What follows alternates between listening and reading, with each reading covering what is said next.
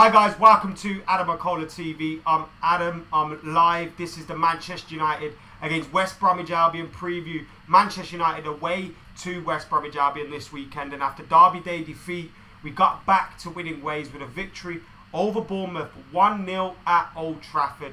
Just got a victory. I mean, Bournemouth were always in the game, but thankfully we just got over the line and got those 3 points. Manchester United need to get another win against West Bromwich Albion here, who themselves will be feeling confident after a draw at Anfield midweek. Hi guys, welcome to AdamMcKola.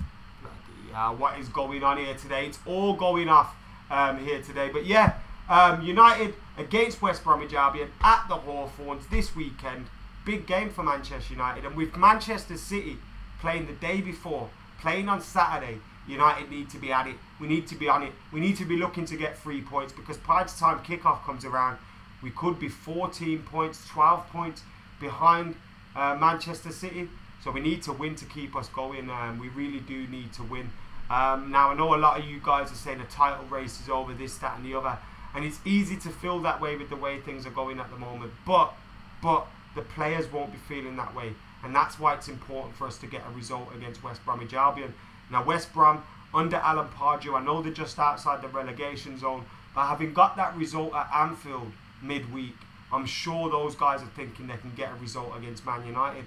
Now, we won there last season, but they've got some results against us there at the Hawthorns, and they've got some results over the years against United. So I'm sure they'll be confident of causing an upset, especially after that performance against Liverpool. But having said that, this is a result that United really need, and I'm looking forward to this one. I think Jose Mourinho will set up the team correctly, and I think we'll go all out for 3 points, and 3 points that, fingers crossed, we will get. In fact, playing against an Alan Pardew side rather than a Tony Pulis side makes me more confident of getting a win. That's not to say West Bromwich Albion don't have a chance. It's just I'd rather play an Alan Pardew side than a Tony Pulis side. You feel a Tony Pulis side will be more well drilled and more, you know, defensively astute. But that's not to say West Bromwich Albion will be defensively weak this weekend, because as we saw, they kept a clean sheet at Anfield. Anyway guys, we are live at the moment. Thank you all for joining us. Apologies at the start, we had a few difficulties with the sound, but you can now hear me. And of course, as well, I set up the stream to go live at 2:15. I thought it was set up for 2:30. So you guys that are saying we're late, etc, etc, I apologise today for being late. I simply forgot what time I set up the stream. But someone said, you're always late. No, I'm not always late. What are you talking about? Always late. My live match reviews after games at Old Trafford, I set them up for a time that I think I'll be free by, but I'm not usually free by, because I'm doing fan cams and stuff. So I'm never late for them, but I was late today, and I do apologise. I just simply forgot. But whether you're watching live or you're watching after and you're watching this back, thank you for joining us here on AdamMcKola TV. Hope you guys are all doing well. Make sure you're hitting that like button, subscribing, sharing, etc, etc, because you guys are the biggest part of this channel. It's all about you guys. So just want you guys to keep involved, and of course keep this channel growing, keep the conversation growing, and it's all good. Better late than ever, says Manny Plays. Hernan, thank you very much. Abrima, how you doing? ZRE's in the comments, as is Nadeem and Alex Thompson. The title race isn't over, says Alex Thompson. Fourth time I've caught you live, says Asmar. Thank you very much for watching, mate. Really do appreciate you getting involved. Oh man, Natarajan's commenting on the FIFA video as well. Yeah, check out the FIFA video if you haven't seen it. The 10th episode went up this morning. Make sure you check that out. If you haven't caught any of them, then do that. Big news coming out for Manchester United today, though, is that Eric Bailly is out for Manchester United. Yes, Eric Bailly is out for 2 to 3 months. He picked up an injury on international duty. He has to undergo an operation now, which is really sad news, because I absolutely adore Eric Bailly. He's a fantastic centre-half. I'd say he's probably our first choice centre-half as well. I think Eric Bailly is definitely our first choice centre-half. And to see Eric Bailly out for that long is really disappointing, because we need him. Now, of course, we've got quite a lot of centre-halves. Smalling, Rojo, Jones, they're all fit at this moment in time. Victor Lindelof's returned to form recently. So we've got 4 centre-halves that are fit and playing well. But Bailly's needed, because we know Smalling and Jones have a tendency to get either injured or drop out of form. We know that can happen with those guys. Lindelof, it's his first season at Manchester United, and Rojo's had his injury problems. So Bailly's really, really important to Manchester United, and with him out, it's a big, big disappointment. So I'm really sad about that. He may present an opportunity to the likes of Axel Tuanzebe, and Axel Tuanzebe is an absolutely fantastic talent at Manchester United, and you'd like to think he'll get more opportunities as the season goes on. And if Eric Bailly is out for 2 to 3 months, that is more likely that he will get chances as the games come along. Bristol City next week. We've got the Derby game in the Cup coming up as well. And even in the league games, as the festive fixtures come along, he may well be needed to be called upon. So Axel Tuanzebe, big player for Manchester United in the future, but it could become key in the present as well, with Bailly's injury coming in. Really disappointed by that. I absolutely love Eric Bailly, and we're just getting players back as well. Fellaini's on his way back. Obviously Carrick's had his problems, and hopefully he'll be back soon, but there's no need to rush him back. But apart from Carrick, we've got Rojo back recently, Jones back recently. We're waiting on Fellaini to get back. Pogba's suspended. It's just Bailly now, and it's really disappointing that when we get a clean bill of health, or an all but clean bill of health, we get another injury to add into the mix. Really frustrating and really annoying, but it's happened, and we have the defenders there to cover for him, but you'd like to hope that injury or form won't affect that. Martial and Lukaku should play in a strike partnerships as Welsh Gaming. Just heard about Luke Shaw going to Newcastle in January. I hope not, says Scott. That was a little bit of a rhyme there. Guys, yeah, Luke Shaw played excellently against Bournemouth. I thought he was our man of the match against Bournemouth. Got forward very well, defended very well.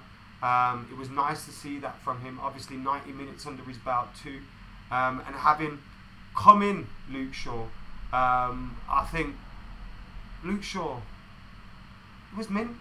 He was absolutely mint, and it made you think, why hasn't he been involved for such a long time? Now obviously he could have had his problems behind the scenes in training, whatever with Jose Mourinho, but to see him in the team and to see him playing well was exactly what we needed to see.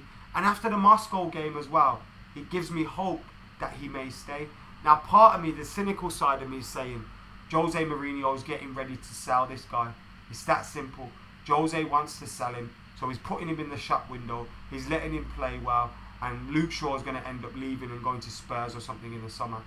But having said that, the simple fact being that he's played so well, and he's put in one of the best performances from a left back that we've had this season, to me says it's likely he could stay. We hear the rumours about him and Jose Mourinho patching things up, and I know I laugh about it, about the whole tunnel incident and him apparently being front line and Jose Mourinho obviously being impressed by that. But that's something that can build a bond between two guys. He had his back, you know what I mean? And Jose Mourinho might not have expected it. He might have thought, fucking hell, I've treated this guy a little bit badly. He's not been in the team much, he's been on the outskirts, but he's defended me. Maybe he does deserve a chance, or maybe he does have his heart. You know, that could affect the mentality of Jose Mourinho when looking at Luke Shaw. He could have a little bit of love for him now. So I know I joke about it, that could have done something and helped him. But Sammy says Shaw's got way too many chances. I've got to disagree with that. Abrima says Luke Shaw, he loves Luke Shaw. Luke Shaw has been class. It would be bizarre to let him go to a championship level team, says Ronan. Getting in a little dig at Newcastle while supporting Luke Shaw.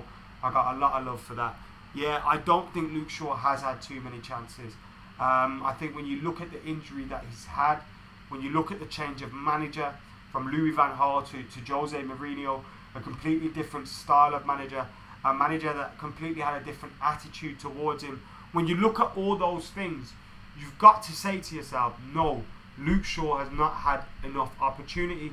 Before the CSKA Moscow game, he had featured in 2 matches in the Carabao Cup.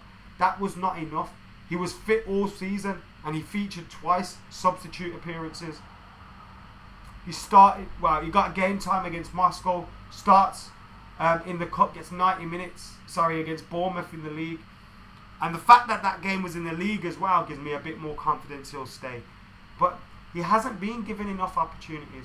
I think it's unfair to say that.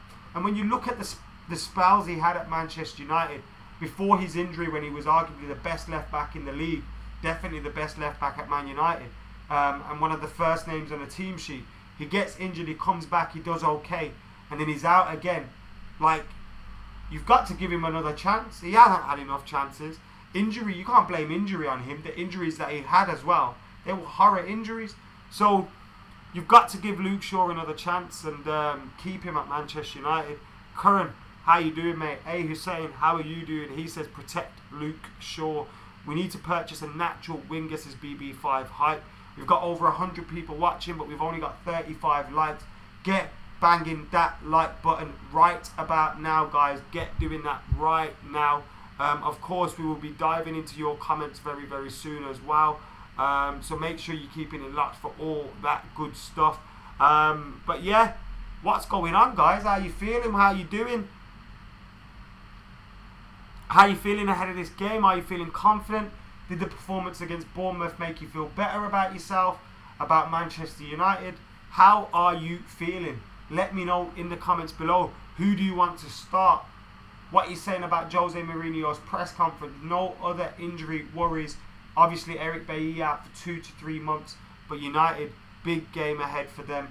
And you guys writing off the league title as well.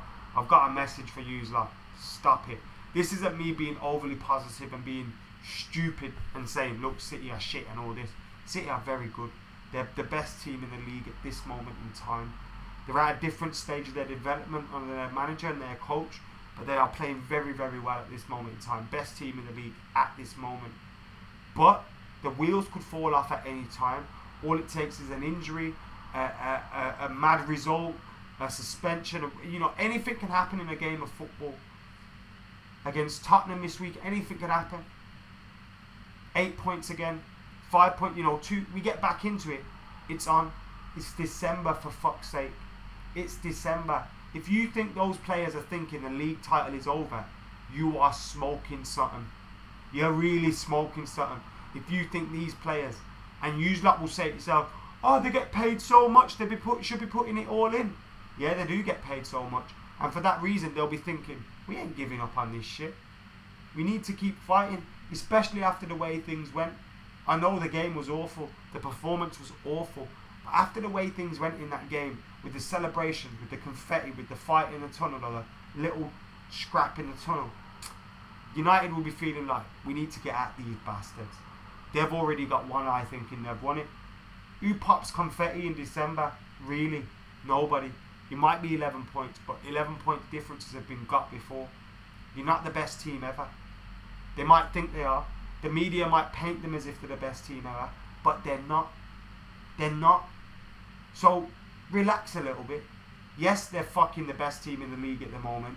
Yes, they're playing very well. Yes, they deserve to be where they are. Yes, their record is fantastic. But look at Manchester United. We've had one of our best starts to a league campaign since I think it was 2007.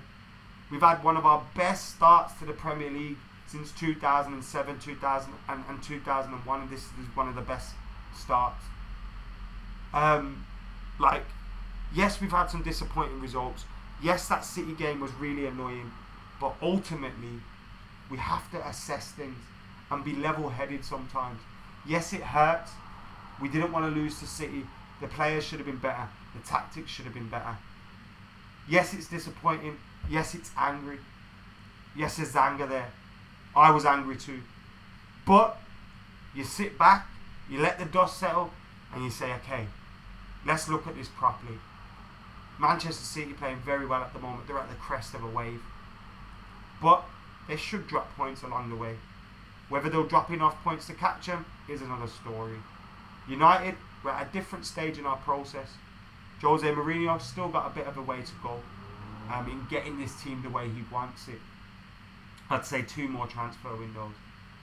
So you look at that, You look at the comparisons between last season and this season. You look at our Champions League progression. And you think, is it really that bad? No, it's not. So all this negativity I don't get. Well, I do get, but I don't completely agree with.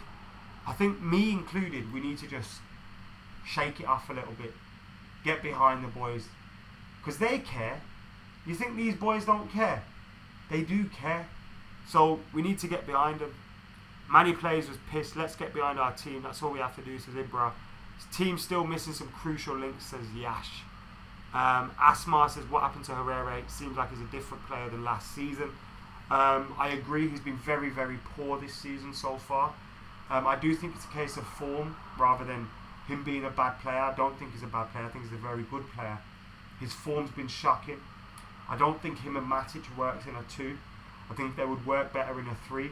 But we haven't had many midfield options. You've got to look at that as well. We haven't had many midfield options at all. It's just been Ander, Herrera and Matic really. Pogba, Fellaini, Carrick, they've all been out. I think if we played them in a 3 they'd work better. But I saw signs against Moscow that Ander Herrera was getting back to his old self. There was a great move where he popped a fantastic ball over the top to Mata, covering his defence quite a bit. And I think in some games where he has been poor, he's done the defensive side to his game, his tackling, his interceptions, his clearances, his blocks, etc. He's done all that, but going forward he's been poor. Keeping the ball, passing the ball, you know, all those sides of things. He's been poor at that. So he's only got 50% of his game right. I thought when he come on against Bournemouth, he was a little bit better. I think he'll start against West Bromwich Albion. I would like to see McTominay, Matic and Herrera start. I'd really like to see that. I don't think we will, but I would like to see it. Why did Andreas go on loan? Says Manny, good question. And I'm sure it's one Jose Mourinho asks himself a lot as well. Really, really disappointed by that he was. We're 51 away from 43,500 subscribers. So if you're one of the 105 people watching right now and you're not subscribed, hit that subscribe button. We've got 55 likes, hit that like button as well. Connor Simmons say we need to sign backup CMs in January. Do we have a better chance in the Premier League or the Champions League, says Evan. Still a long way to go in both. Let's talk about that in February. Being a bigger club won't win us the league, says Ibrima. It won't win us the league. What wins us the league is what happens here and now. And it was interesting what Jose Mourinho said. He said today that he's taken charge of a club that historically they're better than they are in the moment. And I think that's very, very true. Over the last couple of years, we've had a mad fall from grace under David Moyes and Van Gaal. The transfers, policy, this, that, and the other, everything's changed from Moyes to Van Gaal. It's all changed, and then Mourinho's coming. He wants something completely different. I do think Van Gaal left him a decent platform, but I still think there was work needed to be done on that. I think Jose Mourinho's done great work in the transfer market so far. The only ones that have question marks at this moment in time would be Lindelof. I know that's unfair because he's been better recently, but you can't use a brief patch of form to judge a player. Just as you can't when he's doing badly, you can't when he's doing well. So question marks still over Lindelof, question marks over Mkhitaryan. But apart from that, his transfers have been fantastic. Zlatan, Matic, Pogba, Eric Bailly. Yes, his injuries, but fantastic signing. So you're looking at 4 of his signings. He's got two others in there, Lukaku, etc. But you're looking at his signings. 6 out of 8 have been successful. 2 out of the 8 still question marks, but they've had their good points. I mean, Mkhitaryan scored in the Europa League final, for fuck's sake. So, you know, it's not like he didn't work out or anything, but he's struggling at this moment in time. So his transfers have been very good. We just haven't had enough coming in. Maybe there's 1 or 2 that should be going out. Maybe there's 1 or 2 older players. You know, you're looking at the likes of Ashley Young, who's a squad player, is getting older. There's a few players in there that need to be changed. Our fullbacks this season have been 2 wingers that have been put out of position now. I think Valencia's become a very good right back, but Ashley Young's still a winger playing out of position. And whilst he does a decent job there, he's not a natural left back. So you're looking at flaws in our side, and there's still a lot of flaws in his team. Whilst Mourinho's job, he has improved the side and the squad a lot. Whilst he has brought silverware to the table, something City haven't in the last year or 2, there's still a bit more of his job to do. So you've got to assess things a little bit differently. Roland says, what are my thoughts on Leon Goretzka? I think he's one of the most well-rounded midfielders in the Bundesliga. Now, I do think he's a very good player. I haven't seen an awful lot of him. I'm not going to say, yeah, let's sign him, you know, 50, 100 million, whatever the price, sign him. He's going to be a dead cert, guaranteed winner. I don't think that, but he's a decent player. That's all I will say. Look, with Manchester United, yeah, we will always sign players that have talent. They will always have talent. Whether they're coming through in the ranks, whether we're buying them, whatever. Players that Manchester United get will always have talent or potential or both. They will always have that. But what they won't probably not have is the mentality to do it. And the only way you can find out about the mentality is when you get them in, seeing them in training, seeing them in games. And some players just can't cut it for Man United. Some of the greatest players haven't been able to cut it for Manchester United. Juan Seba Ferran, fantastic player, one of the best central midfielders in the world. Came to Manchester United, he did okay in the Champions League. Didn't cut it in the Premier League. Some would say Radamel Falcao, even though he's had his injuries problems. Came to United, couldn't cut it. Angel Di Maria, more recently. Came to United, couldn't cut it. So you could have all the talent in the world, but you might not make it at Manchester United. And United will always sign talented players. It's whether you have that mentality. And that's why I like Victor Lindelof, because he's managed to turn around a bad start and get better. He's managed to get better. He ain't let the pressure get under him, over him, and, you know, crumble under it. He's managed to improve, get better as things go along. And I like to see that from our players, because you want to see a strong mentality from them, strength in their mind and in their you know, a bit of mental strength. And Lindelof's shown that. Gareth Bale or Griezmann, says Ryan. I'd rather have Griezmann. Make sure you're hitting that like button. Make sure you're hitting that subscribe button. Guys, we want to hit 100 likes before we go off air today. And this is my predicted 11 for the game. I think we'll go back to a 3-4-1-2, which I wouldn't have a problem with at all. I like that formation. I think it's done well for us this season, the 3-4-1-2. It's allowed us to use fullbacks who can get forward. Now I think West Bromwich Albion are going to sit back, try soak us up, try hit us on the counter-attack. That's what they did at Liverpool. It worked well for them, and that's what I think they'll try and do here. And I think Manchester United, though, will beat them. But I think we've got to play this formation. I think 4-2-3-1. I wouldn't be happy with that in the midfield area. I think go with this 3-4-2-1. If we play a back four, I want to see a midfield three. If we play a back four, that's why I've gone with this. Play Luke Shaw. While he's got confidence, Luke Shaw's a confidence player. Do you know that? Luke Shaw's a confidence player. He got man of the match against Bournemouth. If he can start, play him. If he's fit, play him. You know what I mean? Play the mofo. Just play him. Fuck's sake, play him. He's a fantastic player, Luke Shaw. If he's fit, play him. Simple. Valencia at right wing back, obviously as well. Jones, Rojo, Smalling. Taking into consideration Bailey's out. Lindelof's obviously back as well, but I went with Jones and Rojo and Smalling in front of David De Gea. Rojo obviously didn't play midweek because of his head injury. He wasn't even on the bench, but he should be back for this one, even if he does just need to bandage it up. Valencia, Shaw, Matic, Herrera, Lingard, Rashford and Romelu Lukaku. Now I think Martial started 6 of the last 7 games, I think it is, for Manchester United. So to see him come out of the starting lineup would probably be a surprise for some.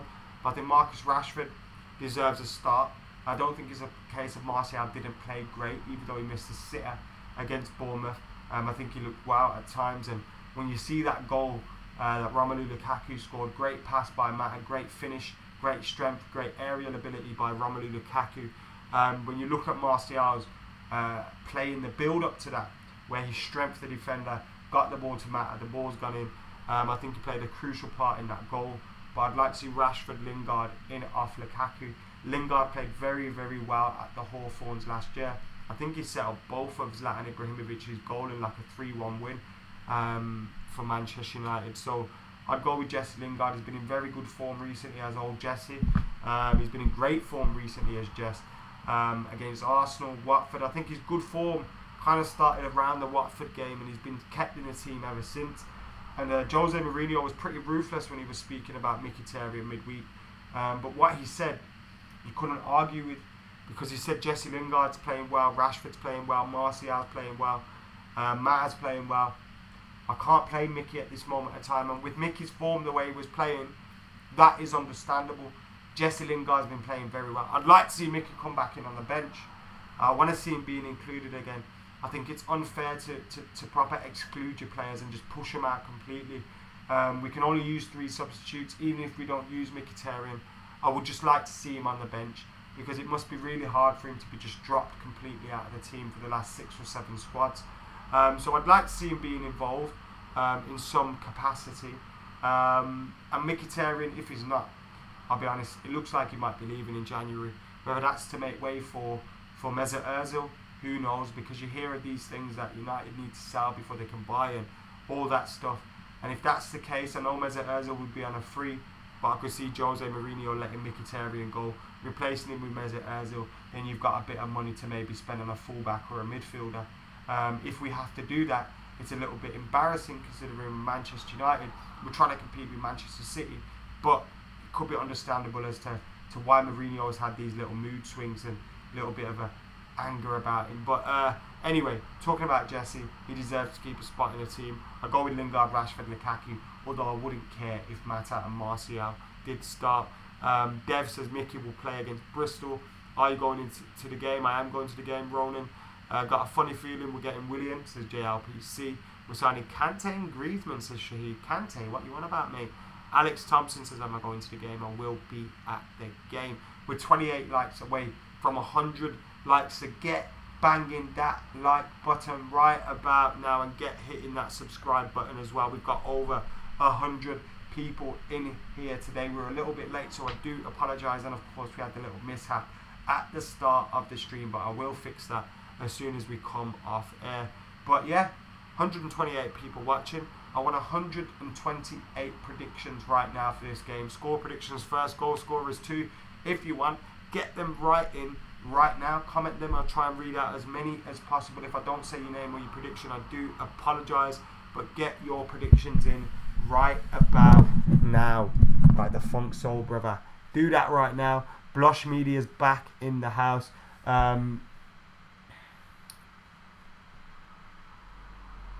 Usman's late, no problem, mate. I was late as well today, but welcome back. Hope you're doing well. Can we get some score predictions, please? Cayman says 2-0. Lukaku, Martial. Manny says 2-0. Manchester Red Devil 5-0. Alex says 2-0.